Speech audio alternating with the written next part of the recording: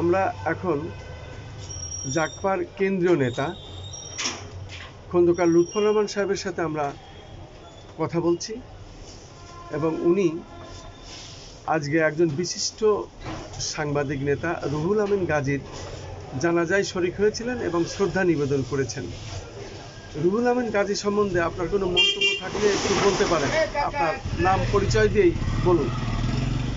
আমি খন্দকার লুৎফর রহমান, জাতীয় গণতান্ত্রিক পার্টি জাগপার সভাপতি। রুহুল আমিন গাজী সম্বন্ধে আমার যে বক্তব্য সেটা হলো, তিনি ছিলেন একজন আপসহীন আদর্শবাদী নেতা ছিলেন, সাহসী নেতা ছিলেন।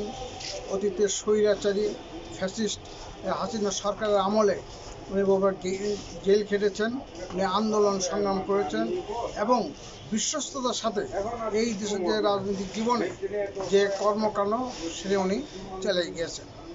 এমনি ব্যক্তি জীবনে খুব সৎ, আবার সাংবাদিক জীবনে উনি একজন পরিশ্রমী, দক্ষ এবং সকলের সঙ্গে উনি মেলামেশে করে চলার যে স্বভাব সেটা তার ভিতরে বিদ্যমান ছিল।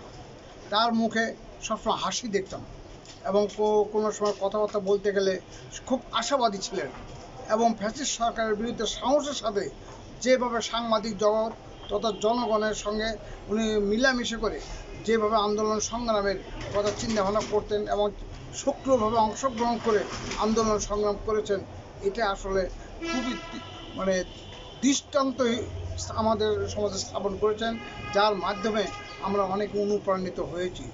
আজকে সাংবাদিক জীবনের ভিতর থেকে এই ধরনের একটা ব্যক্তি চলে যাওয়াতে একটা যে শূন্যতা সৃষ্টি হয়েছে, এই শূন্যতা পূরণ হবার নয় এবং সকল সাংবাদিক মহলের ভিতরে একটা শোকের ছায়া পড়াতে আমি নিজেও শোকার্ত হয়েছি এবং তার পরিবারকে আমি সমবেদনা জানাই এই শোককে কেটে ওঠার জন্য।